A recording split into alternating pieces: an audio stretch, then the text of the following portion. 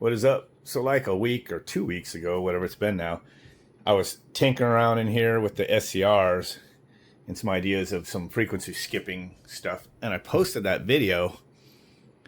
And I also had recorded like another little progress of that experiment. But I actually never was able to upload it because I had used my phone on a tripod kind of a little further back than this. And it come to turn out that everything on the scope was like out of focus. So back to holding it. I've got a little tripod on here so I could set it down when I'm ready to look at the scope. But to review, basically I was kind of looking on here, made a little Excel spreadsheet just to kind of map out what frequencies I could skip and what you could get. So here was like 60 hertz, right? And then the next frequency down is 20. So that's actually a big drop, but that's if you're doing half cycle skips and you're keeping them even from, positive, negative, going from 60, positive, negative every, 8.3 milliseconds, go down here, 20 hertz, where you got to skip quite a bit. So it jumps down to 20 hertz. And then from there, the frequency jumps don't seem as severe. So 12, 8.6, 6.7. That's as far as I went out. So that's skipping quite a bit of half cycles. So on, off, on, off, on, off, on, off, on, off. Until I go off. So that's your negative. And then you're skipping all these again. And then before the next cycle. So this is one cycle from there, which comes out to, 6.67 cycles per second. So I was able to kind of program that in on my microprocessor here, gating the SCRs. And so if you look on here, the yellow is the original output, 60 hertz, 24 volts basically. And the blue is the output through the SCRs. And you see I just have it just adjusts a little different so you can see one over the other overlapping. So the blue we're measuring here is, 25 volts RMS. Frequency 60 hertz, 16.66 milliseconds per full cycle.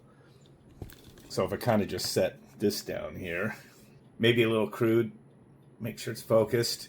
So basically if I got little push buttons on my microprocessor so I could cycle through what you saw on the screen there. And I programmed it in, and basically what I'm doing is I'm watching for a negative cross, and from there I just kind of count in milliseconds. So it's pretty predictable and it works. So there's the next step.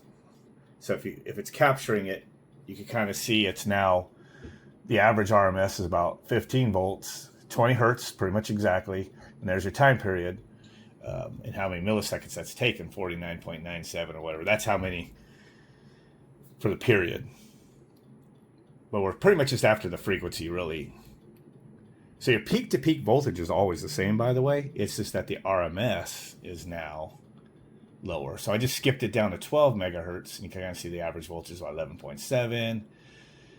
And now I went too far, but I'm down to like 8.5, and I think I programmed in the one to 6.67, which is exactly what I calculated on that Excel. So now I'll jump back up.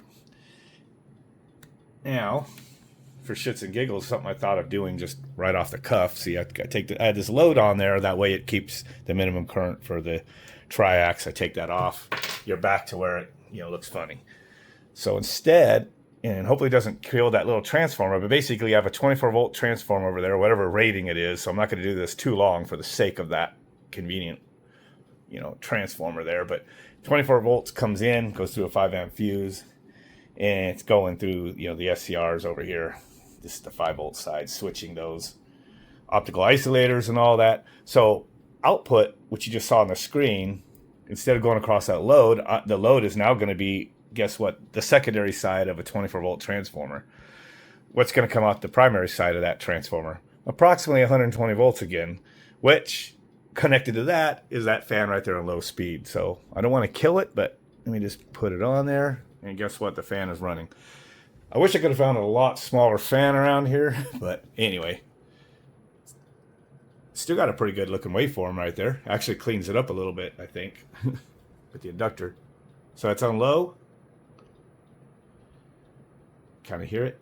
So I'm going to step it down, pushing the button. Fan is slowing down. So you can kind of see what, having back EMF and everything does to the waveform. Plus you can see it's kind of pulling down the original. That's pretty cool, actually, how that... Now, I just happen to have the scope set up this way. You see the original waveform, you see it's pulling down the transformer. Not too bad, but it's, you know. So it got about 12 volts. The input 60 hertz, but the output, well, it's kind of not locked in there. So not sure if it's gonna, but we already know that was 20 hertz. And that fan is running slow now. If I go down one more step, did it step? Sometimes the time and error, that definitely did it. 9 volts, we should be down to what, like 12 hertz? That van's still running. Barely. You definitely see it's still pulling the current down every time it's gating on the output. You see whenever it's skipping, guess what? The sine wave's perfectly fine on the original source power. So there's that fan going really nice and slow. Go another step down. Stretched it out. So basically it's a speed controller, but not a very good one, right? Because you got to skip quite a few periods just to go from 60 hertz to 20. Now this being selected on low and everything, because not full speed, because I don't want to kill that. We're not really seeing it as good as it could be, probably, like if we were to drive this motor. If I had a little bigger 24 volt motors where I could step it down, go through here and step up, I would probably just do the test on here, because that's ultimately what I want to try. Because other than that, I got to redesign this for the 240 volts. Look how slow that thing's running. It just keeps on going. It's not stopping. It's not making any humming sounds either. I could watch that blade go around with my eyeball now. So one more step, I think, is the 6. I think we're down there. 6.67. And the motor's pretty much in perpetual, like it's, you know, it's stalled. Whoa, is it going to keep going? Yeah, nope.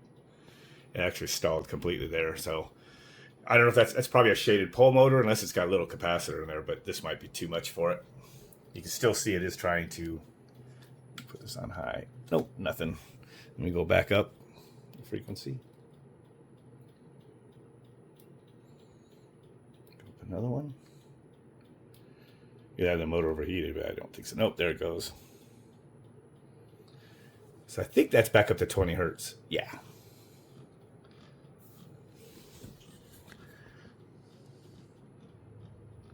There she goes. If I put it on high, I'm sure it's going to pull that thing down even more. But anyway, that's pretty cool.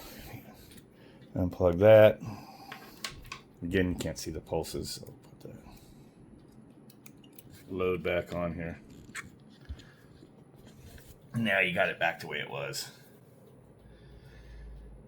And we could go back to 60 hertz output through the TRIACs. Pretty cool, huh?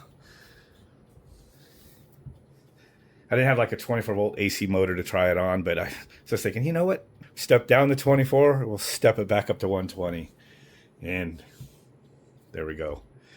If I probably use a heavy duty transformer, I could probably keep it 24 volt higher current going through here and then step it back up and run that motor right there, which we can see a little more. The fruits of the variable speed on an actual condenser fan motor. That's ultimately what I want to do. But when I get a chance, I just need to basically drop this circuit in on a circuit board and probably mill it out there on the CNC. And then just have it all, you know, set up a little more safe and permanent so I can hook up a 240 volt load to it and be gating it with this. I was working on a circuit board layout of this, but then I was deciding, well, why am I doing that with SCRs? I should just do a simple one with the single TRIAC. And then I was thinking, well, maybe I should just take one of these boards here and just hook it up to the high voltage here and then just pull these pins right here and plug them into my microprocessor. Might be something I might do. Okay, I went ahead and pulled those two SCRs out right here. Just put one single old TRIAC from the Ellerton on there, and one of those 3012 obsolete TRIAC output optical isolators, so I could just pulse directly to the optical isolator with 5 volts. So I got 2 different outputs on my microprocessor right now, and I have to isolate them with diodes. But I had one output for the positive half of the sine wave and the other output for the negative half of the sine wave. I can't just plug them into the same pin, because when one output's at a logical 0, that actually grounds the output, vice versa. So one will ground out the other one. So I had to just isolate them with diodes just for testing here. But all I have to do is reprogram it just to fire the same output, because it's just the timing of when I'm gating it. So I can use the same output for the single input of the optical isolator, and that will be fine. So you see right there, I got yellow is the original 24 volt input, and the blue is the output. So if I can start skipping for pulses, there we go. Skipped. Keep slowing it down. 8.57, and then 6.67, pretty much. So yeah, I could do it with one TRIAC, but like I was saying, if you use SCRs, you basically are doubling up, your semiconductor, using it for just each half wave, and you can put out more output. But for this testing, for what I'm doing, I can just do it with a TRIAC and fewer parts. So I'll probably just now mill out a board that's going to use these 2 components, and then I'll be able to just plug in my microprocessor to that and eliminate all this stuff I was doing with independent, discrete optical isolators and diodes and resistors and everything. Anyway, back to full frequency. So, yep. All right, well, hopefully I can stay motivated enough to design a circuit board and get that done here in the next, hopefully, week or so, whenever I feel like doing it. Catch you guys later.